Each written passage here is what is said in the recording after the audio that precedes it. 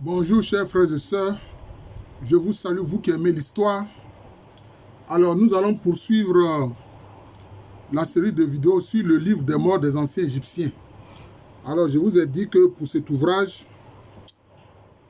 pour pouvoir le commenter assez aisément, parce qu'il n'est pas facile, il est un peu hermétique, il faut avoir connaissance du symbolisme, mais aussi de la spiritualité africaine. C'est important. Voilà. Parce que des anthropologues européens qui ne connaissent pas l'Afrique et qui ne parlent aucune langue africaine sont venus dire que les Africains sont polythéistes. Non. Les Africains croient en un seul créateur. Et il y a toujours un nom qui désigne le créateur. Ils connaissaient l'âme. Ils connaissaient l'esprit. Ils connaissaient l'âme, ils connaissaient l'esprit. Par exemple, chez les Akans, l'âme c'est Kra. L'esprit c'est Sunsumi.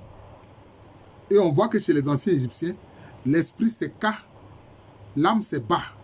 Vous voyez, donc c'est cela. Alors donc, je vais poursuivre le commentaire, notamment à partir du chapitre 91.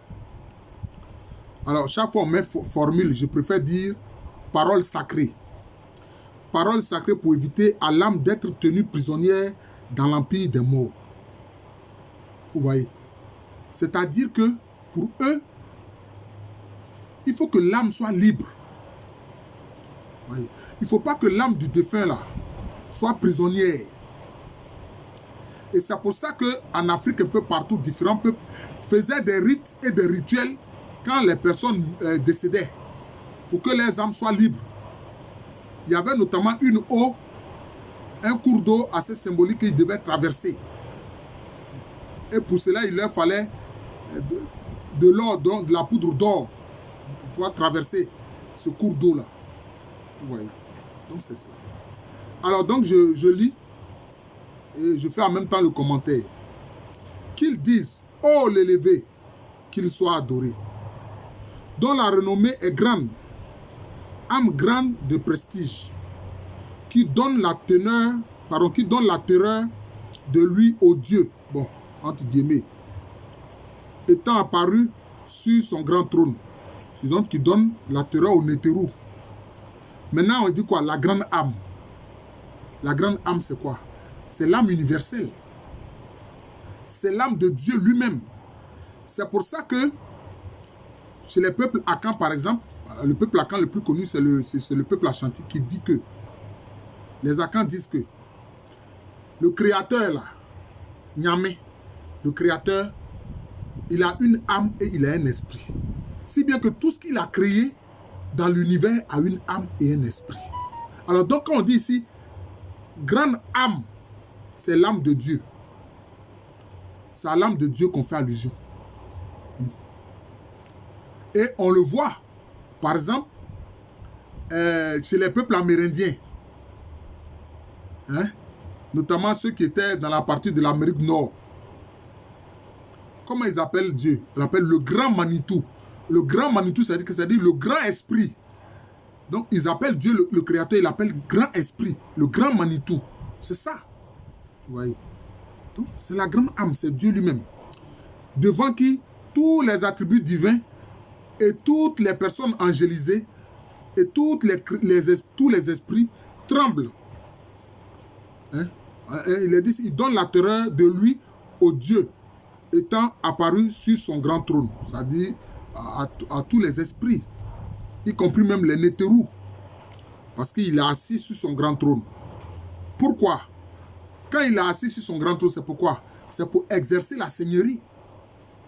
Quand un souverain est assis sur son trône, c'est pour exercer sa seigneurie. C'est ce que ça veut dire. Maintenant, je poursuis. Tu devras frayer le chemin à N, c'est-à-dire l'Osiris N, c'est-à-dire le défunt, à son âme, à son pouvoir spirituel, à son ombre, équipé. Je suis un bienheureux excellent. Frayez-moi le chemin vers le lieu où sont Ré et Hathor. Cela veut dire quoi? Il veut que son âme puisse se déplacer aisément. Parce que, qu'est-ce qui se passe? La grande âme fait quoi? Lui donne pouvoir à son âme lui donne un pouvoir spirituel, l'équipe spirituellement, vous voyez, pour qu'il puisse se frayer le chemin pour aller vers qui? Vers Ré et Hathor. Ré, c'est qui? Ré, c'est Néter quand il est lumière. Hathor, c'est qui? C'est Néter quand il est, disons, présence maternelle. Parce que Hathor est représenté comme une vache, hein, qui a du lait, hein, donc qui donne du lait. Vous voyez, donc qui nourrit l'âme. Vous voyez, donc c'est ça. Alors, ceux qui ne savent pas, ils vont dire la divinité vache. Oh non, hein? C'est symbolique, puisque la vache donne du lait, donc nourrit. Hein? Donc c'est de ça qu'il s'agit. Quiconque connaît cette formule, je préfère dire parole sacrée, il peut devenir un bienheureux équipé dans l'empire des morts. Il ne sera retenu prisonnier à aucune porte de l'Occident, à l'entrée ou à la sortie. Cela a été véritablement efficace. Ils ont mis des millions de fois. Cela veut dire quoi? Donc c'est une parole sacrée qui fait que le défunt, l'âme du défunt est libre. L'âme du défunt peut se déplacer aisément là où elle veut aller, cette âme-là. Donc c'est de ça qu'il s'agit. Vous voyez. Donc je viens d'expliquer le chapitre 91. Je vais aborder maintenant le chapitre 92. Ils mettent encore formule, je préfère dire parole sacrée, pour ouvrir la tombe à l'âme et à l'ombre de haine. Parce que effectivement, ça aussi, en faisant référence à certains peuples d'Afrique, on peut comprendre l'ombre de l'homme, de la personne, c'est quoi? C'est ce que les Akans appellent Huawei. C'est un aspect, disons, des corps subtils. Parce qu'il y a des corps subtils en l'homme. Il y a l'âme, il y a l'esprit, il y a l'ombre, ce qu'on appelle Huawei. Quand vous êtes là, par exemple, quand il y a de l'ensoleillement, la projection de votre ombre, hein, c'est le commencement des aspects, je peux dire, de votre corps subtil. C'est pour ça que chez ces peuples-là d'Afrique, ils ne veulent pas que quand vous cheminez, tu sois en train de marcher sur son ombre. Parce que si tu prononces des paroles alors négatives, il estime que ça peut l'atteindre. Donc vous voyez, donc c'est ça, l'ombre. Que les Akans appellent Huawei. Les Agnis notamment appellent Huawei. Pourtant l'âme, il appelle Kra. Et l'esprit, il appelle Susumi. Vous voyez, c'est ça. Donc, parole sacrée pour ouvrir la tombe à l'âme et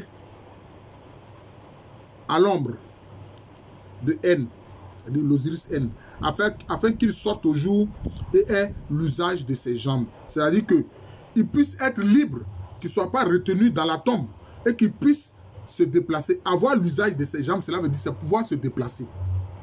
Celui qui n'a pas l'usage de ses jambes, il est comment?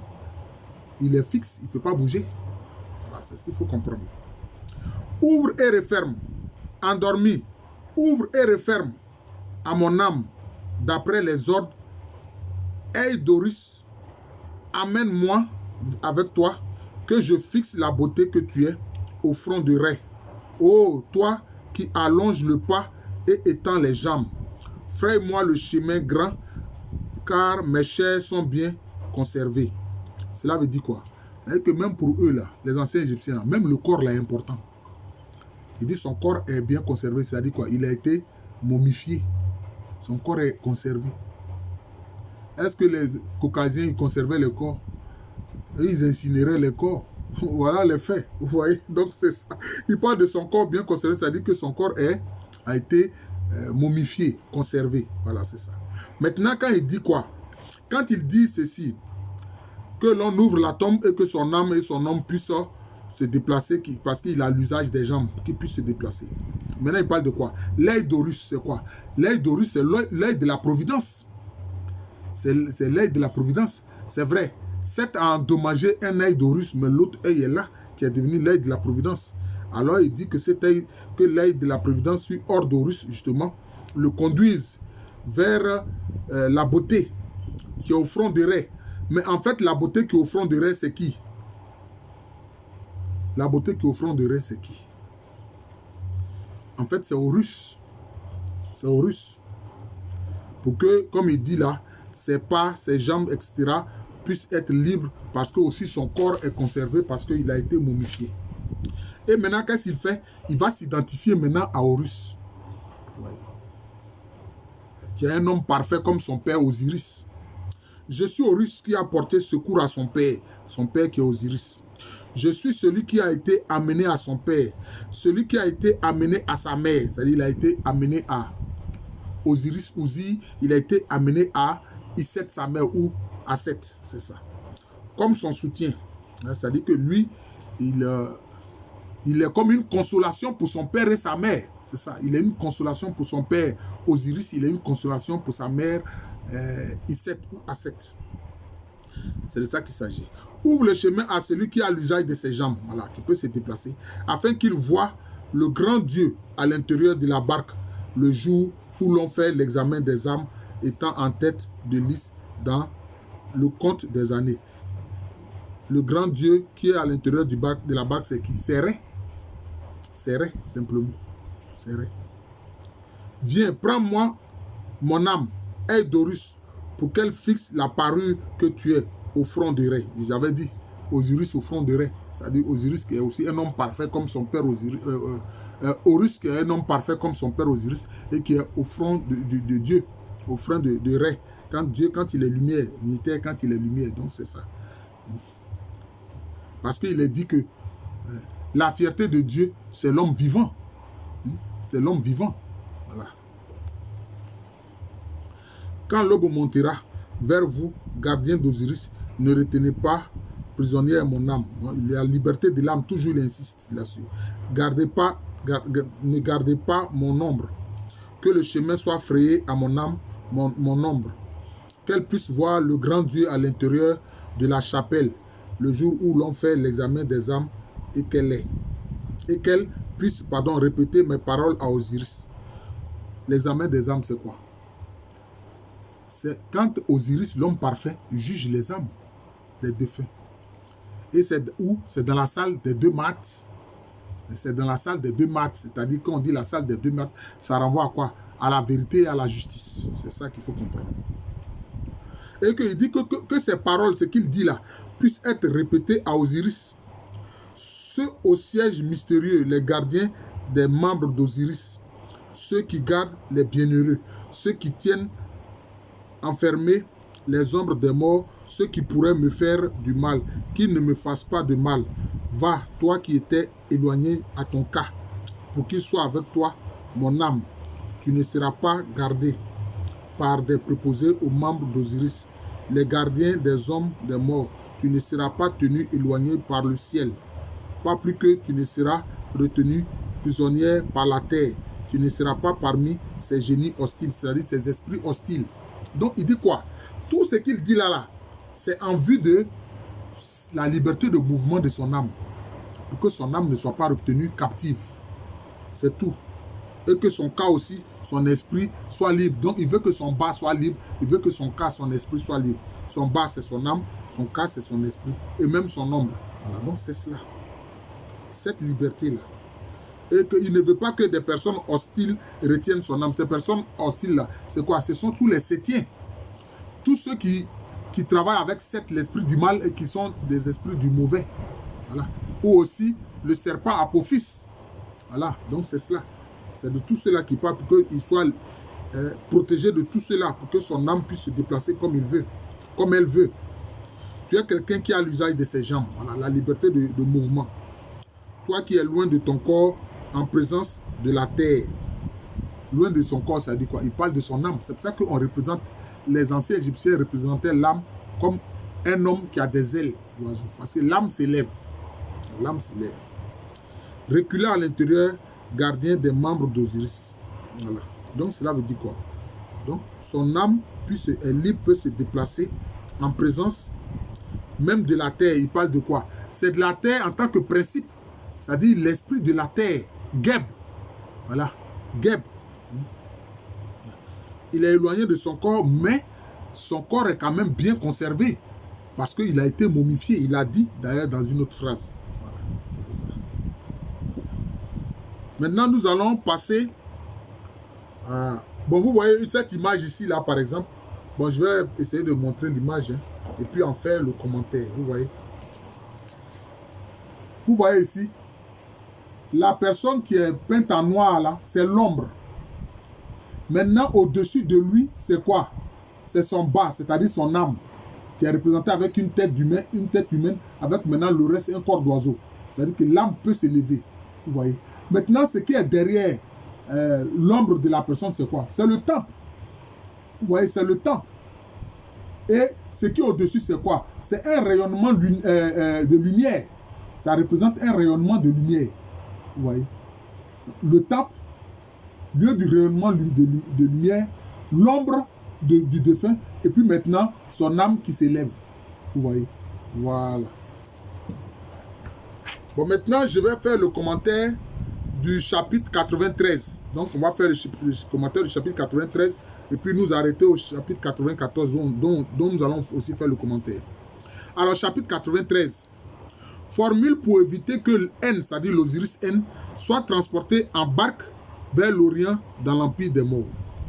Parole dite par l'Osiris N. Oh, ce phallus de Ré, qui lui fait défaut lors de la sédition et dont l'affaiblissement est dû à Baba. Je suis plus fort par là. Bon, alors, quelle est la note infrapaginale? Ils ont dit quoi? Baba représente ici le génie hostile au soleil. Bon. Je suis plus fort par là. Bon, quelle est la note infrapaginale qu'ils mettent? L'adverbe im par là peut aussi signifier là-bas. Bon.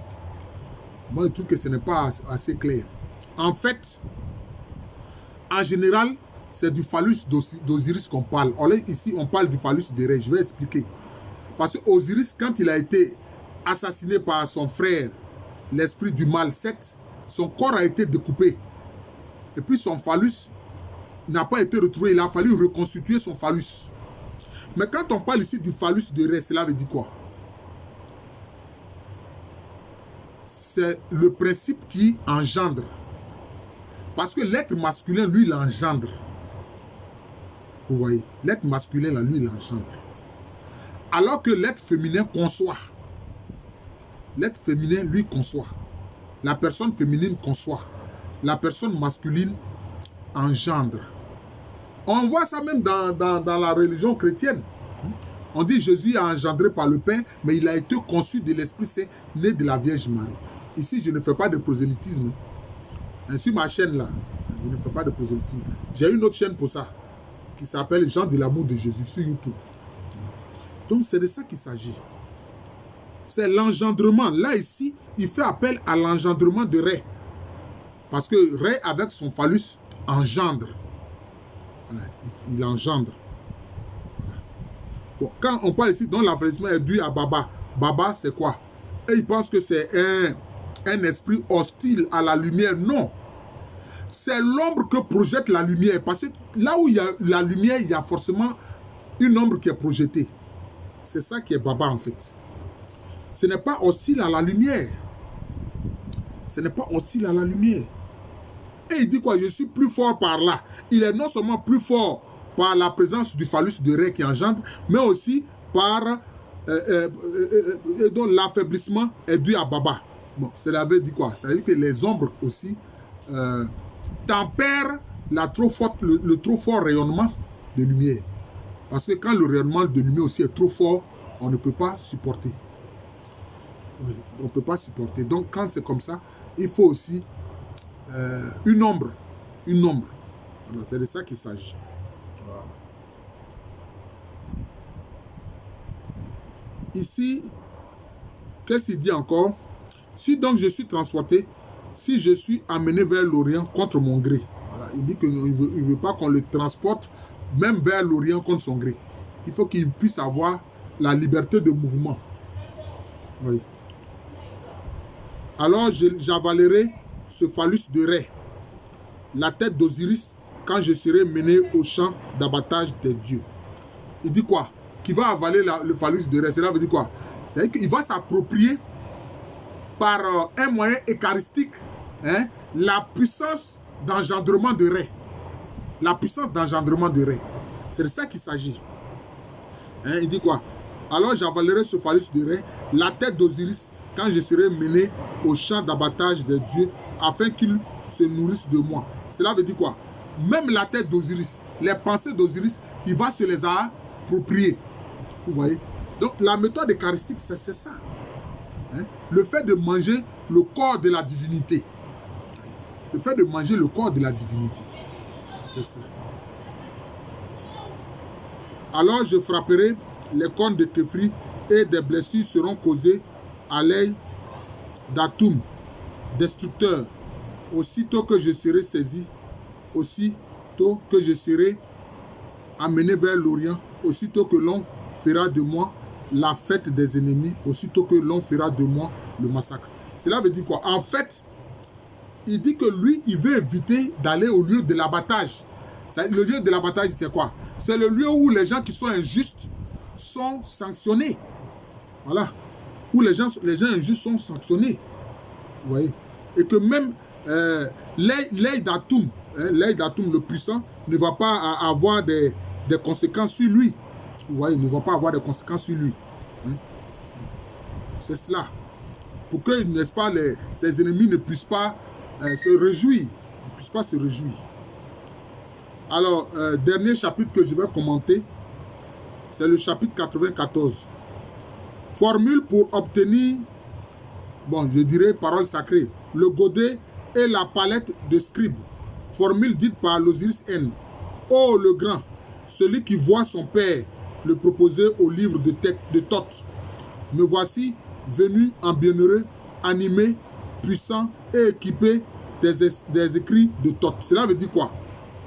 Il veut dire que Thoth, c'est, disons, le Néthéri qui représente la connaissance, la sagesse, la parole. Et donc les écrits. Alors, parce que cette sagesse-là est mise par écrit. Hein? Thoth est un peu le scribe. Hein? Le scribe. Le grand scribe, le grand esprit scribe. Le grand Néthéri qui est scribe. Alors donc il dit quoi? Que lui il s'approprie le contenu du livre de Thoth, qui est un peu le livre de vie des âmes des défunts. Que lui il s'approprie cela. C'est cela. Et puis il dit quoi? Qu'il vient en bienheureux. Hein? Qu'il est équipé des écrits de Thoth. Qui est appelé aussi Djéouti. Apportez-moi vite Aker, en qui est Seth. Apportez-moi le godet et la palette, ce plumier de Thoth, et les secrets qui y sont attachés. Pourquoi? Parce que Aker, c'est l'esprit qui anime Seth. Seth qui est un principe du mal.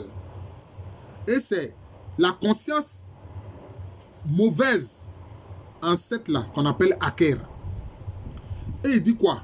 Que lui, il va s'approprier le livre de Thoth, parce que alors il va trouver les paroles sacrées pour contrer tout ça, pour contrer les forces du mal. C'est tout. Me voici un scribe. Apportez-moi aussi les lymphes d'Osiris, avec quoi je puisse écrire, que je publie ce que dit le grand Dieu. Voilà, donc, en fait, il s'identifie à Thoth, à Djéouti, pour que lui aussi, ayant le livre, il puisse lire les formules, plutôt les paroles sacrées qui sont dans ce livre de vie-là. Voilà. Pour ne pas que les forces du mal, notamment les forces sétiennes, puissent le troubler, puissent troubler son âme. C'est ce qu'il veut dire. Et il dit quoi? Il va publier ce que dit le grand Dieu. En fait, c'est Néthier. Ça dit que là, il s'est fait quoi? Il s'est fait porte-parole même de Dieu. Voilà. S'il s'est fait porte-parole de Dieu, dont les paroles sont mises par écrit dans le livre de Thoth, vous voyez, alors il a la protection. C'est ça. Elles seront bonnes pour moi. Chaque jour, les bonnes choses que tu as ordonnées pour moi. Or, acti, j'ai pratiqué la justice. Je vais auprès de Ré chaque jour. Donc, il veut dire quoi? Il s'est approprié les paroles de Dieu. Et qu'est-ce qu'il fait? Il les proclame devant Dieu. Et donc, il espère les bonnes choses pour son âme. Il espère les bonnes choses pour son âme. Et il dit quoi? Qu'il a pratiqué la justice. S'il a pratiqué la justice, il veut dire quoi? Il a pratiqué avant la vérité. Et il a pratiqué la justice. Et que donc, il va auprès de Ré chaque jour. C'est-à-dire auprès de Ré le principe de la lumière. Voilà, je vous remercie. Donc, je faisais ainsi le commentaire, n'est-ce pas? Alors, vous voyez qu'au niveau du phallus, le phallus de Rê, le phallus d'Osiris, c'est ce qui est représenté à travers les obélisques. L'obélisque, là, ce n'est qu'un phallus. C'est la représentation du phallus, donc du principe qui engendre. Des pays sont venus prendre des obélisques, ils ont envoyé ça chez eux, mais ils ne savent pas ce que ça veut dire. Ils ne savent pas ce que ça veut dire. Ça représente le principe masculin, le pénis, le phallus. L'obélisque, là, c'est ça.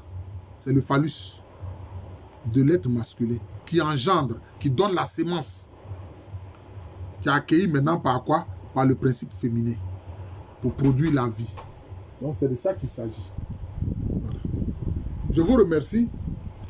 Je suis le professeur Alou Kwame René. Je viens de faire ainsi le commentaire